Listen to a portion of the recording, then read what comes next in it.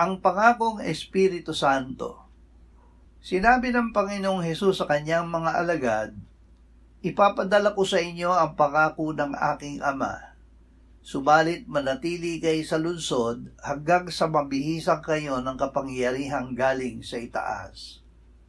Tatanggap kayo ng kapangyarihan pagbaba sa inyo ng Espiritu Santo, at kayo'y magiging mga saksi ko sa Jerusalem, sa buong Judea at Samaria, at hanggang sa kaduluduluhang bahagi ng lupa."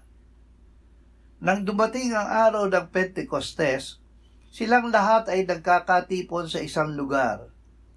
Biglang dumating mula sa langit ang isang ugong na gaya ng isang humahagibis na hanging malakas, at pinuno nito ang buong bahay kung saan sila'y nakaupo. Sa kanila'y may nagpakitang parang mga dilang apoy na nahati at lumapag sa bawat isa sa kanila, at silang lahat ay napuspos ng Espiritu Santo.